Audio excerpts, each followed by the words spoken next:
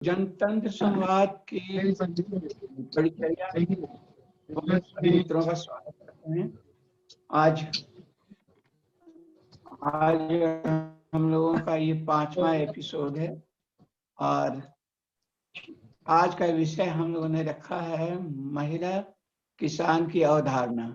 इस पर हमें बात करनी है।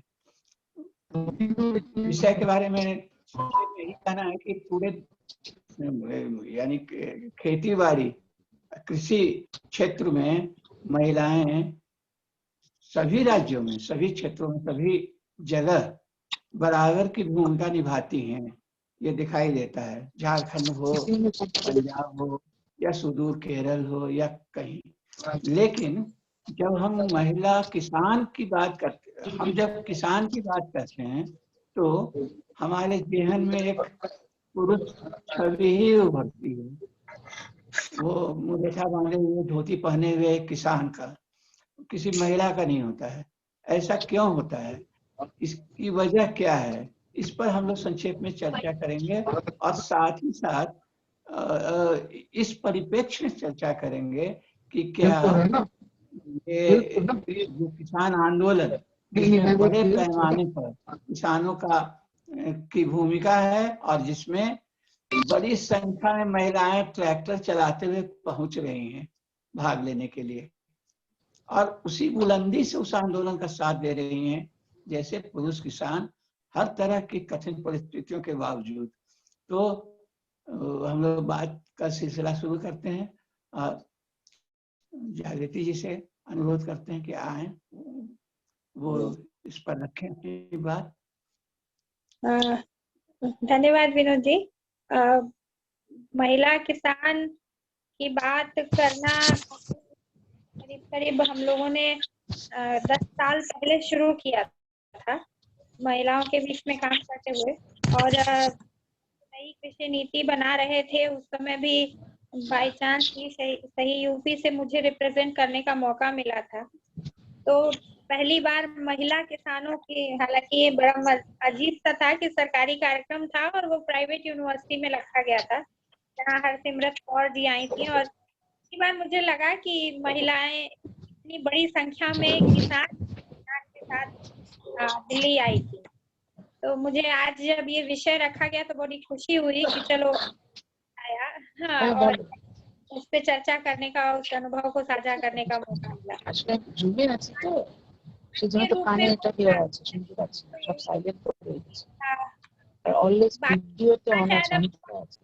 लेंगे तो बेहतर होगा क्योंकि आवाज आ रही है, डिस्टर्बेंस है। अभी लोग म्यूट कर लें, जो और लोग हम सभी लोग म्यूट कर लें कि वक्ता। हाँ ठीक।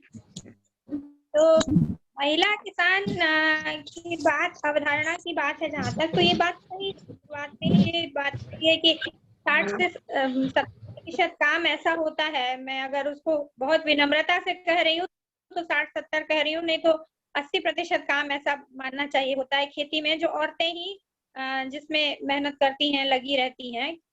वो चाहे घर से बाहर रोपनी हो या कटाई हो या ढुलाई हो या घर के अंदर उसकी रोटी पकाने का की प्रक्रिया हो, तक पूरा महिला की भागीदारी रहती है। ये कोई छुपी हुई बात नहीं है, ये सबको पता है। तो उस पर बहुत ज्यादा जोर देने के बजाय मैं ये कहूंगी कि श्रम का ही महिला के नाम पे मूल्यांकन जो नहीं हुआ है, उसके श्रम का, उसके योगदान का जिस तरह से मूल्यांकन होना चाहिए था, नहीं हुआ है। उसकी वजह से ये कहीं ना कहीं बात रही है कि हम लोगों के यहाँ की किसान की छवि हो या किसी और रूप में छवि हो, वो कभी भी श्रमिक के रूप में महिला को प्रतिष्ठा नहीं मिलती है। वो अभी भी मालिक के रूप में भी नहीं मिलती है और श्रमिक के रूप में भी नहीं मिलती है।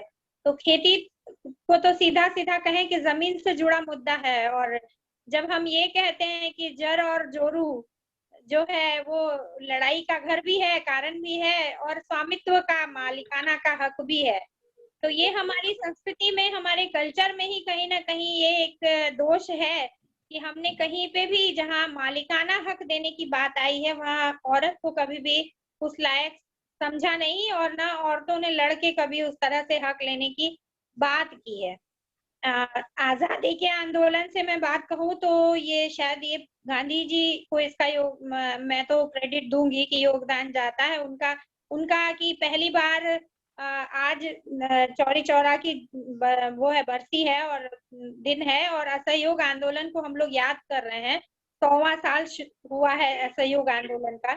तो जिस तरह से चंपारण का की लड़ाई शुरू हुई, किसानों की बात शुरू हुई, तो कहीं ना कहीं उसमें फिर महिलाओं की भागीदारी भी शुरू होती है। वो चाहे असहयोग आंदोलन में, चाहे वो और उसके बाद सविनय अवज्ञा में जिस तरह से महिलाओं ने वो भले चंदा जुटाने की बात रही हो, दान करने की बात रही हो, या बंबई की और अहमदाबाद की सड़कों पे उतर के श्रमिकों का आंदोलन रहा हो, या चंपारण में खेती की ही लड़ाई रही हो, हर जगह महिलाओं की भागीदारी खुलकर सड़कों पर अपने रूप में जो दिखाई दी है वो उस आंदोलन से। और कहीं ना कहीं अगर उसको शुरुआत अगर जोड़े तो मैं महिला किसान की भी बात अगर करूं, श्रमिक के तौर पे भी इस देश में बात करूं, तो मैं उसको उसी स्वदेशी आंदोलन से और उसी असहयोग आंदोलन की अवधारणा से और वहां से शुरुआत मानती हूँ। ये दिखाई देता है हम लोगों को कि एक सामान्य औरत भी किस तरह से अपने को आजादी की लड़ाई में शामिल कर पाई। आज अभी मैं उससे जोड़ू, लिंक करूं तो सरकारी हालांकि डेट जो है 15 अक्टूबर है महिला किसान दिवस मनाने का, लेकिन अभी अभी हमारी किसान महिलाओं ने दिल्ली में हुंकार भरी 18 जनवरी को जो महिला किसान दिवस मनाया और उस दिन पूरा मंच महिलाओं ने संभाला। तो कोई भी आंदोलन हो उसमें संख्या तो बड़ी संख्या में हमने कभी बराबरी में उसमें कमी नहीं की है। वो बापू के साथ बा रही हो या पूरी लेगेसी रही हो, महिलाओं की अपने आप में जोरदार रही है। तो महिला किसान की बात भी जब हम करते हैं तो उस आंदोलनों से जोड़ते हुए करें तो ज्यादा बेहतर तरीके से उसकी छवि आती है सामने। लेकिन फिर वही बात है कि स्वामित्व की लड़ाई जहां है, जमीन पे कब्जे की लड़ाई, जहां मालिकाना हक की बराबरी की बात है, तो औरतें फिर वहां भावना में आती हैं और वो हमारे पास दुर्भाग्य से या अभी भी 1% से ज्यादा नहीं है। या शायद मैं एक दूसरे एंगल से गांधीवादी हूँ तो देखूं तो ये कहूँ कि शायद हम बच भी गए इसीलिए कि हम मतलब जमीन की के लड़ाई में और झगड़े में जो एक एक इंच में इस देश का गांव फंस गया है कचहरी और कोर्ट में, उससे औरतें बची रह गई हैं कहीं ना कहीं। तो लेकिन इससे संतोष तो नहीं किया जा सकता। हम लोगों को कहीं ना ये आवाज उठाने की और बुलंद करने की जरूरत है। और सरकारी व्यवस्था में और चीजों में अभी बहुत फैशनेबल भी हो गया है, थोड़ा सा चर्चा कहूँ अगर तो महिलाओं की, किसानों की बात करना सरकार को सूट करता है। तो स्वयं सहायता समूहों के माध्यम से और बड़ी बड़ी योजनाएं घोषित कर उपकरणों की सब्सिडी हो या लोन की बात हो, उन लोगों ने महिला किसानों की बात नाबार्ड के बैंकों के माध्यम से, महिला अभी जो किसान आंदोलन के पैरेलल में जो मोदी जी अपना किसान का वार्ता दिखा के और 8 करोड़ लोग किसानों से बात किए, ये जो ट्वीट कर रहे थे और बातें दिखा रहे थे, वो क्या था? वो नाबार्ड से जुड़ी हुई जो स्वयं सहायता समूह महिला किसानों के समूह थे उनके साथ उन्होंने चर्चा की थी और सरकारी दम पे की थी, लोगों को मैंडेटरी कर दिया था बैठना। तो एक वो भी एंगल हुआ इस आंदोलन के दौरान देखने को मिला कि किस तरह से महिलाओं के समूहों को, किसानों के समूहों को बैठा करके उन्होंने जबरन मन की बात सुनाई। तो किसानों के रूप में हो या और किसी रूप में हो, महिलाओं का इस्तेमाल कहीं ना कहीं उसी तरीके से व्यवस्था अपने लिए अभी भी कर लेती है, क्योंकि वो जो संगठन और वो जो आंदोलन का जो तेवर दिखाई देना चाहिए जहां नहीं होता है वहां उनके साथ यही व्यवहार किया जाता है। मैं दूसरी एक और बात कहूँ कि हम लोगों के यहाँ अभी भी बहुत सारी योजनाओं में जरूर महिला किसान शब्द इस्तेमाल होता है, लेकिन आंदोलन के तौर पर जब हम बात करेंगे तो वहाँ ये बात कतराते हैं लोग, अभी झिझक है उस बात को एक्सेप्ट करने से कि महिला को किसान के रूप में मान्यता दे। वो कहते हैं महिला किसान क्या होता है, आप किसान का किसान ही होता है, महिला किसान क्यों बोलने की जरूरत है? तो अभी उनको वहां भी ये लगता है कि जब आप बात करिए तो जैसे महिला और पुरुष का नारीवादी आंदोलन से डर लगता है लोगों को या उससे बातें, उसी तरीके से ये शब्द से भी डर लगता है कि आप महिला किसान की जब बात करेंगी तो आप कहीं ना कहीं वो विघटन की बात कर रही हैं या तोड़ने की, कमजोर करने की बात कर रही हैं। उसको वो मजबूती नहीं मानते कि वो आंदोलन में अगर वो बराबरी से खड़ी है आपके साथ तो आप उसकी पहचान उसको दीजिए, उसकी जगह जो ड्यू उसको रिस्पेक्ट है वो उसको दीजिए। अच्छा है कि इस बार आंदोलन में वो चीज याद आई और उस तरीके से उनका एक दिन मनाया गया। एक दिन क्यों, उनको रोज ही मंच दिया जाना चाहिए। और लीडरशिप में भी मुझे अच्छा लगता है अगर ये 40-50 संगठनों में, पंचायतों में, यहाँ वहाँ हर जगह ये ध्यान रखा जाता कि महिला चेहरा भी वहां पे दिखाई देता हमको उस तरह से। हालांकि दादियां नानियां काफी मशहूर हुई, फेस बनाया गया उसको मीडिया की तरफ से, लेकिन वो इतना ही काफी नहीं है। वो रियल जो एक लीडरशिप होती है वो जो है महिला में कहीं ना कहीं वो दिखाई देनी चाहिए, मुझे लगता है। एक जो अलग दूसरा एक एंगल जो मुझे सूझ रहा है वो ये कि ये इसका नुकसान जो हुआ है, महिला को जो नुकसान हुआ है कि उसकी पहचान उससे और उसकी जो जगह है उसको अब तक नहीं मिली किसान के तौर पर या श्रमिक के तौर पर, उसकी वजह कहीं ना कहीं जमीन का जो मालिकाना है वो तो है ही अपने आप में। दूसरा एक है कि बाजार पे भी जो उसका नियंत्रण है वो नहीं है उस तरह। बाजार अपने आप में इतना क्रूअल है कि वो महिला के हाथ से वो उस कंपटीशन में और उसमें नहीं है कहीं भी औरत। बाजार में वो केवल एक मतलब विज्ञापन के तौर पर है या उत्पाद के उपभोक्ता के तौर पर है, लेकिन महिला अपने एक उत्पादक श्रम करने वाली पहचान के रूप में कहीं पे भी अभी बाजार में नजर नहीं आती है। इस तरह से मंडियां हो या पूरी बाजार की व्यवस्था हो, वो महिला के साथ मुरव्वत नहीं करती है, ना उसको जगह देती है। हमारे पूरे सिस्टम में ही उस तरह से वो नहीं है। हाँ, नॉर्थ ईस्ट के कुछ जहाँ मैट्रियार्कल सोसाइटी है उस तरह की आपको दिखाई देगा, मणिपुर हो और आसाम में, उधर जाइएगा तो महिलाएं बाजार पे कब्जा उनका दिखता है, उनके अपने कुछ प्रोडक्ट्स, उनकी अपनी चीजें, जो भी चीजें हैं व्यवस्था में वो उस तरह से मजबूत दिखाई देती है। पर हमारा जो ये हिंदी बेल्ट है तथाकथित जिसको कहें, वो बहुत ही कमजोर है इस मामले में। बिहार हो, यूपी हो, जिस तरह से महिलाएं खेती में लगी हुई हैं, यहाँ पे छोटे सीमांत किसान हैं 90% 80%, वो और ज्यादा वहाँ पे खेती महिलाओं के ही बल पे होती है, क्योंकि पुरुष तो ज्यादातर बाहर कमाने के लिए श्रमिक के तौर पे बाहर के ही रहते हैं। तो खेती पूरी तरह से यहाँ तो किसान की अवधारणा ही अब बची हुई जो है वो ज्यादातर 90% महिलाओं के बल पर बची हुई है। छोटा छोटा जो उसका खेत है उसमें, तो उसके बावजूद अभी भी उनकी पकड़ उसमें नहीं है। उनके हिसाब से मार्केट को न तैयार किया गया है, न उनके लिए उस तरह की सहूलियतें कभी सोची गई हैं अभी तक। तो और उसके बाद अगर दूसरी बात करूं तो दुर्भाग्य ये होता है कि विस्थापन की भी जो त्रासदी है, भूमि अधिग्रहण इतनी तेजी से हो रहा है, वो चाहे शहरीकरण के प्रभाव से हो रहा हो या सो कॉल्ड डेवलपमेंट के प्रोजेक्ट्स के माध्यम से हो रहा हो। जितना जमीनें ली जाती हैं, अधिग्रहण किया जाता है, उसकी सबसे ज्यादा मार अगर किसी की जिंदगी पे पड़ती है तो वो औरत की जिंदगी पे पड़ती है। लेकिन जब मुआवजे की बात होती है तो उसकी कहीं गिनती नहीं होती है।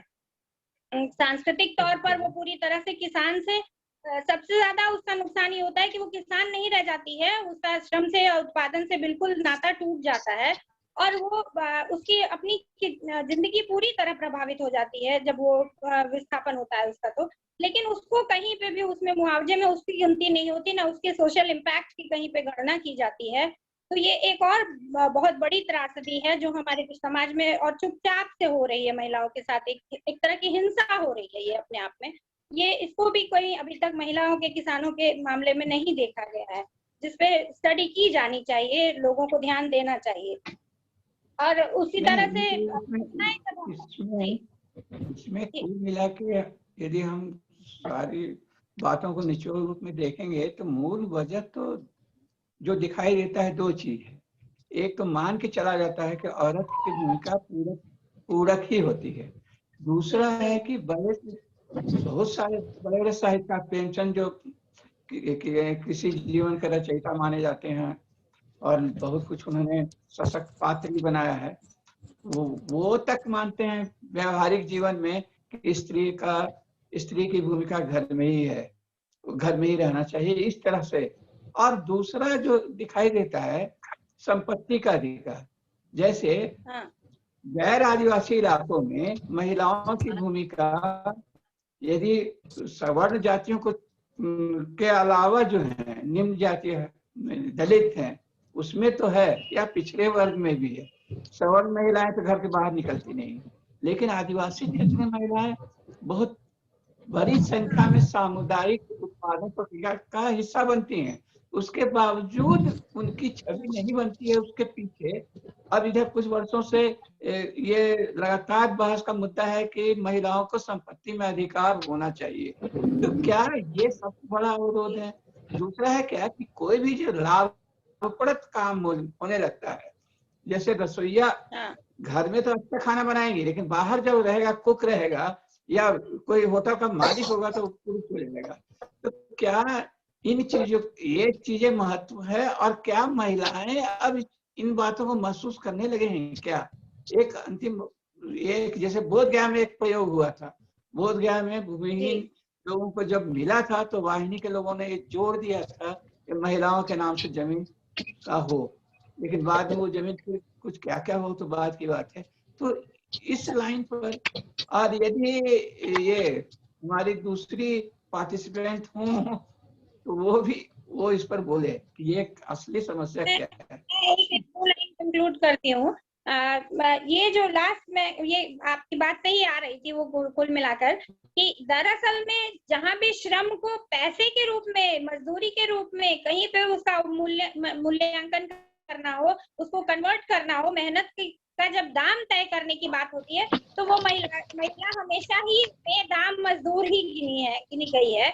और वो आप घर के काम से लेके, और वो कहीं न कहीं वो गुलामी इस कदर हमारी खुद की महिलाओं के मतलब उसमें शामिल है, खून में शामिल है, कि मैं जब गांव में मीटिंग लेती हूँ, आज भी मैं शाम तक एक मीटिंग कर रही थी गांव में ही, तो जब उनसे पूछती हूँ ना तो वही पुरुष बैठे होते हैं, महिलाएं बैठी होती हैं जॉइंटली, और उनसे कहूँ कि 50 महिलाओं में क्या करते हो, तो वो हाथ उठा के कहेंगी कुछो ना करीला दीदी, खाली घरे में रहीला। तो वो बेचारी खुद भी नहीं जानती होती है कि वो कितना काम करती है। और जब मैं उनसे उनकी दिनचर्या पूछती हूँ तो वो बताएंगी कि 4 बजे सुबह उठते हैं, 12 बजे रात तक दिन भर काम करते हैं, कोई छुट्टी नहीं है, कोई आराम नहीं है, इतना काम कोई नहीं करता। लेकिन उनको खुद इस बात का एहसास नहीं है, क्योंकि उनको ये बताया गया कि ये तो आपका फर्ज है, ये तो कर्तव्य है, इसका तो कोई दाम हो नहीं सकता। और अगर आप पैसे की बात करें तो आप तो बहुत गिरे हुए इंसान हैं, आप कैसे सोच सकते हैं? ये त्याग तो आपकी मूल अवधारणा है औरत होने की। हर चीज का त्याग करते चलो, आप अपनी कीमत कभी मत महसूस करो। तो ये हम लोगों ने कल्चरली औरतों को इसी तरह गढ़ा है, इसी तरह से बनाया है। लास्ट एक बात सरकारी ही बात करके खत्म करती हूँ कि जब बात हुई मनरेगा की, आजकल बड़ा जोर दिया, हालांकि इस बार बजट से ही गायब कर दिया, लेकिन सरकार को ये था कि कोरोना काल में जब सब संकट में है और सबको रोजगार देने का दावा करना है तो मनरेगा को इस्तेमाल करना है। मनरेगा कभी उनको कब्र लगता है और कभी मनरेगा ही सहारा होता है। तो मनरेगा जैसी योजनाओं में हम लोग मतलब मानते हैं कि हम लोगों को रिकमेंडेशन भी अगर करना हो, ऐसी ये योजना थी कि 100 दिन का रोजगार देना है। हालांकि राष्ट्रीय तौर पर 20 दिन से ज्यादा कहीं पे भी नहीं दिया गया, लेकिन बावजूद अगर सच्चे दिल से करना चाहते तो ये महिलाओं के लिए इससे बेहतर कुछ नहीं हो सकता था। जो आप उनको घर अपने खेत में भी वो अगर काम कर रही है तो आपको उन तक पैसा पहुंचाने का एक सबसे अच्छा माध्यम हो सकता था कि हर गांव में जो खेत में काम करने वाली महिला है, घर से बाहर निकल करके, उसको आप मनरेगा से जोड़कर पैसे दीजिए, 100 दिन का कम से कम पैसा दीजिए, उसके हाथ में पूंजी आएगी तो इस देश का भला होगा और हर तरह से अर्थव्यवस्था में भी भलाई होगी। और वो तो प्रोडक्टिव काम कर ही रही है, उसके काम को जोड़िए।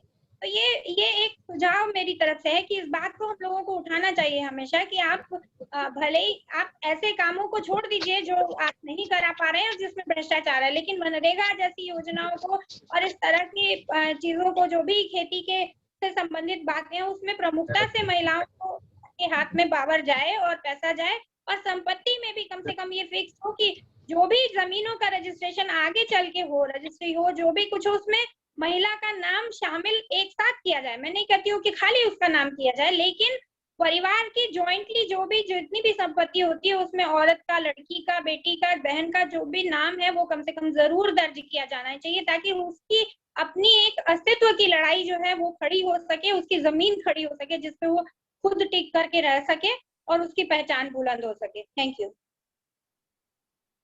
तो मनीषा जी हैं क्या? मनीषा जी हैं? हाँ मैं हूँ। आप सुनाई दे रहे हैं क्या? हाँ हाँ, जी। आप आपकी आवाज सुन रही है। सुन पा रहे हैं? ये थोड़ा सा नेटवर्क का प्रॉब्लम है, इसीलिए वीडियो ठीक से नहीं आ रहा है। ठीक है, तो हम कोशिश कर रहे हैं बोलने के लिए। अभी आपको सुनाई देता है तो ठीक है, हम कोशिश करेंगे वीडियो चालू करने के लिए। ठीक है ना? जो क्या हुई उस पर आप रखिए, आगे बढ़ाइए उसको। ऐसा है कि अभी जो जागृति ने तो बहुत विस्तार से बता दिया तो एक आध बात हम जो कहना चाहते हैं, इस मूवमेंट के कारण आजकल हमको महिला फार्मर के बारे में बातें बहुत चल रही, पहले इतना तो नहीं आता था।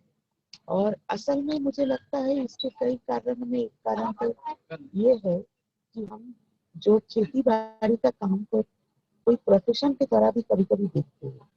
ये जो खेती का काम है, ये पूरे फैमिली का काम है, एक कम्युनिटी का काम है। इसमें सिर्फ एक आदमी कुछ कर रहे, खेती जोड़ रहे, कुछ कर रहे, हल चला रहे, ऐसा नहीं। सारी महिलाएं भी इससे जुड़े हुए, घर के सारे लोगों को इसमें जोड़ना पड़ता है। और स्टैटिस्टिक्स के मुताबिक ऐसा दिखा जाता है कि खेती का ज्यादातर काम महिलाएं करती है।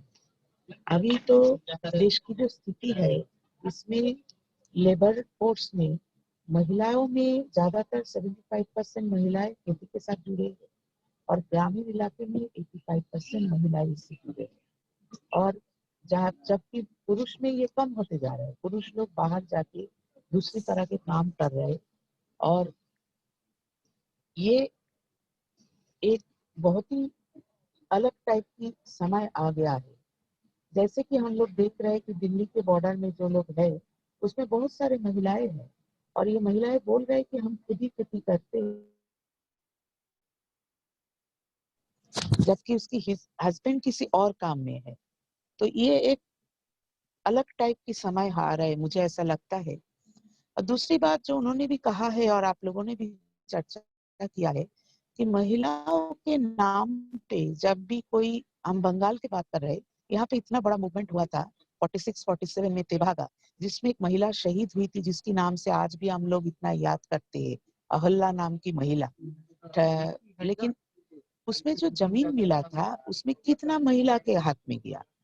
लोगों का जो ट्रेडिशनल कॉन्सेप्ट है, पैट्रियार्कल कॉन्सेप्ट है, इसमें से हम नक्सलबाड़ी में भी देखे, जहां हम 5 साल रहे, वहां पे भी वो जमीन जो मिला था लड़ाई के बाद, उसकी जब लोगों ने शेयर किया तो वो सारे पुरुष के नाम पे गए और बाद में तरह तरह के कारण से बेच भी दिए और महिला की हालत खराब हो गई।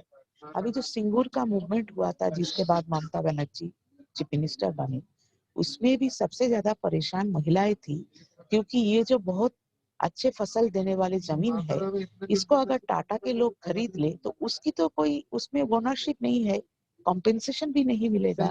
तो ये सब जो सवाल है, ये बहुत गंभीर बात है। और आज भी हमको ऐसा लगता है कि महिलाओं को उस तरह से हम दिखते ही नहीं कि उनकी क्या खेती के साथ उसकी क्या रिश्ता है। और नेचुरली जो नेचुरल पैटर्न ऑफ फार्मिंग है, ट्रेडिशनल पैटर्न ऑफ फार्मिंग है, महिलाएं उससे ज्यादा जुड़े। जब बाद में ये जो इम्पोर्टेड फार्मिंग आए, बाहर से लाकर ये हाई यील्डिंग वैरायटी का जो चीज है और बाहर से फर्टिलाइजर, ये सब जब आते रहे, साइडलाइन होते जा रहे, और आज तो उसकी ऐसी हालत है कि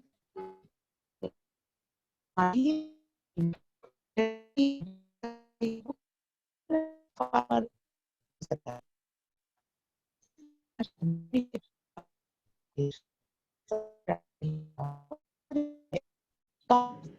यहाँ पे एक तरह की उत्सव टाइप की है, जिसमें दूसरों के घर में जाके भी वो जो कटाई के समय लड़कियां एक घर से दूसरे घर जाते हैं, रिश्तेदारों के घर जाते हैं और हाथ बटाते हैं इस तरह के कामों में। लेकिन इन चीजों का कोई रिकॉग्निशन नहीं बनता है कि कितना समय एक लड़की पढ़ाई करती है, वो खेती में काम भी करती है, वो दूसरा कुछ काम करती है, लेकिन उसकी परिचय के साथ वो फार्मिंग का नाम कभी जुड़ा नहीं जाता। जबकि हम लोगों ने देखा है कि अगर घंटों के हिसाब से भी देखा जाए, एक हिसाब मैं देख रही थी, अगर साल में 1200 घंटा पुरुष काम करते हैं, 1000 घंटा वो बैल करते हैं, तो 3000 घंटा महिलाएं काम करती। ये अभी का आंकड़ा मैं देख रही थी। तो मुझे लगता है कि ये जो देखने का तरीका है, ये ऐसे भी बदलेगा, क्योंकि आज महिलाएं बड़े कतार में मूवमेंट में आ गए। और क्यों आ रहा है, इसमें भी हमको समझ में आ रहा है कि ये जो नया कानून आएगा, जिसमें आपको डील करना है आउटसाइड एजेंसी से, मल्टीनेशनल कंपनी या देश की बड़े कंपनी से, तो महिलाएं कैसे करेंगे? उसको अपने घर से दूर जाने का ही इतना प्रॉब्लम है, और ऊपर से ऐसे लोगों के साथ नेगोशिएट करना उसके लिए सबसे ज्यादा भयंकर है। और एसेंशियल कमोडिटीज से इतने सारे चीजों को हटाकर और भी महिलाओं के लिए बहुत कठिनाई के दिन आ रहे। तो जो आप लोगों ने चर्चा शुरू किया है इसको और भी आगे लेकर जाइए, और एक ऐसा भावना आना चाहिए समाज में कि हम महिला की भूमिका को, खास तौर पे ये तो एग्रीकल्चर हमारी बेस है, इसमें उनकी क्या भूमिका है इसको हमको थोड़ा सा और भी स्टडी करके आगे लाना चाहिए। और गांव-गांव में, जैसा कि जागृति जी अभी बता रही थी कि महिलाओं को लगता है कि वो कोई काम नहीं करते, लेकिन सिर्फ खेती नहीं, उसके साथ जुड़े जितने भी काम है सब वही करती है। और कौन करती है? लेकिन रिसोर्स की मालिकाना उसके पास नहीं है, लैंड उसके पास नहीं है। जब भी कोई मॉनिटरी बात आती है तो उसमें उसका कोई भागीदारी नहीं। अभी भी हम जो सब देख रहे हैं उसमें लीडरशिप ज्यादातर पुरुषों के हाथ ही है, महिलाएं है लेकिन उतना नहीं है जितना देखना चाहिए था। तो हमको लगता है कि ये सब चीजों को माथा में रखते हुए बोधगया में बहुत अच्छा प्रयोग हुआ, उसके बारे में जितना मुझे पता चला बहुत अच्छा लगा कि जो काम कम्युनिस्टों ने नहीं किया यहाँ इतनी अच्छी तरह से किया हुआ, महिलाओं के बाद जोड़ दिया है। तो आगे जाके हम लोग सोच सकते हैं कि इसको लेके हम किस तरह की कर सकते हैं, किस तरह की हम समाज में चर्चा ला सकते हैं, किस तरह पे हम इस बात को डिस्कोर्स में आना बहुत कि महिलाएं की क्या भूमिका है और किस तरह से, और वो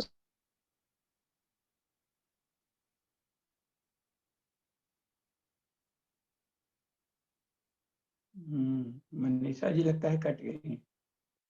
ठीक है, हम लोग आज बातचीत बहुत आगे अभी और कर सकते थे, लेकिन तो भी बहुत बड़ी बातें सामने आई हैं। हमारे गांव बंगाल की हालत बहुत खराब है, बंगाल के ऊपर एक खास चर्चा कीजिए आप लोग। Thank you. धन्यवाद मनीषा जी। तो हम लोगों ने जितनी बातचीत की उसमें कई पक्ष आए हैं, लेकिन इसको और विस्तार से और गहराई से, और इसको क्या इस मांग को भी नारीवादी आंदोलन से जोड़ दिया जाएगा, या उस तरह का लोग सोचने लगे हैं कि ये भी एक नारीवादी मुद्दा है। क्योंकि हमारे झारखंड में अभी संपत्ति का अधिकार को लेकर बहुत तेज बहस चल रहा है महिलाओं को, आदिवासी समाज में। और कहीं ना कहीं ये बात मैंने दिखाई देता है कि उत्पादन प्रक्रिया में महिलाओं की भूमिका बहुत ज्यादा है पुरुषों की तुलना में। उसके बावजूद उनको वो स्थान और उनके काम को वो गरिमा और महत्व नहीं प्राप्त है जो होना चाहिए। इस दिशा में हम प्रयत्नशील हों, और इसके लिए क्या कुछ किया जा सकता है इस पर हम लोग आगे बात करेंगे। वैसे हमारे दो यहाँ गेस्ट हैं, वो चाहें तो इस सवाल कुछ बात रख सकते हैं। घनश्याम जी हैं, हेमंत जी हैं, राम शरण जी हैं। यदि इससे जुड़े और अभी तक के बातचीत पर कुछ रखना चाहें या कोई सवाल पूछना चाहें तो रख सकते हैं।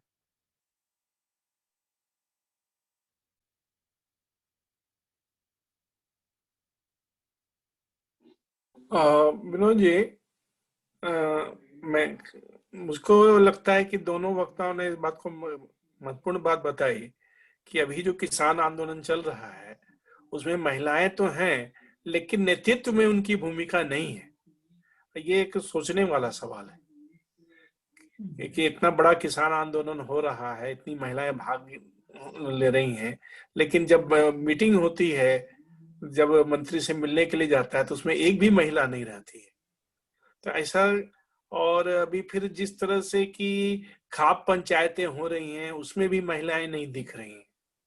तो ये एक लगता है कि इस आंदोलन में कुछ कमजोरी जैसी बात है। धन्यवाद। नहीं, आप जो बात जिस तरफ आप चिन्हित किए हैं वो तो एक गंभीर बात है, क्योंकि खाप पंचायतों के बारे में जो छवि देश भर में है, जो सामान्य लोगों में है, प्रबुद्ध लोगों में, कि खाप पंचायतें आमतौर पर स्त्री विरोधी हैं। तो क्या ये जो आंदोलन है जिसमें किसान लड़ रहे हैं, एक ऐतिहासिक आंदोलन माना जाता है, तो क्या वो खाप पंचायतों के मूल चरित्र पर कोई कुछ प्रभाव डालेंगी? क्या उसका मूल चरित्र बदलेगा? इसका उम्मीद करें हम? घनश्याम जी, जहाँ तक खाप पंचायत की बात है तो मैं खाप पंचायत के जो जगह जगह पर अभी 5 खाप पंचायत यूपी में हुई है और उसी तरह से लगातार हरियाणा में हो रही है, इसको मैं समझने की कोशिश कर रहा हूँ। ये आप ठीक कह रहे हैं कि खाप पंचायतों में महिलाओं की भागीदारी नहीं के बराबर है और ज्यादातर भागीदारी पुरुषों की है खाप पंचायत में। अभी के भी जो पंचायत हो रही हैं और पहले से भी जो देखें तो खाप पंचायत के बारे में जो बात आती रही है वह लगातार महिला विरोधी बातें आती रही हैं। लेकिन हमें लगता है कि इस किसान आंदोलन के क्रम में खाप पंचायत की भूमिका को अलग ढंग से हमको चिन्हित करने की जरूरत है। और लेकिन ये बात भी सही है जो कि जागृति जी ने भी कही है, मनीषा जी ने भी कही है और हम लोग ये देखते रहे हैं कि बड़ी संख्या में महिलाएं जरूर मतलब ट्रैक्टर चला के आ रही हैं, भाग ले रही हैं, छोटे छोटे वीडियो ये में भी बोल भी रही हैं और अच्छे ढंग से रख रही हैं। लेकिन जो सामूहिक नेतृत्व की ऊपरी माने कड़ी है, जो महत्वपूर्ण टीम है, उस टीम में महिलाएं नहीं है। जैसा कि रामचंद्र जी ने कहा कि जब वार्ता में जाते हैं लोग तो सिर्फ पुरुष लोग जाते हैं, 40-50 जो पुरुष जाते हैं, महिलाएं नहीं जाती हैं। तो इस सवाल को जरूर चिन्हित करना चाहिए और इस सवाल को एक बहस के तौर पर हम लोगों को उठाना चाहिए।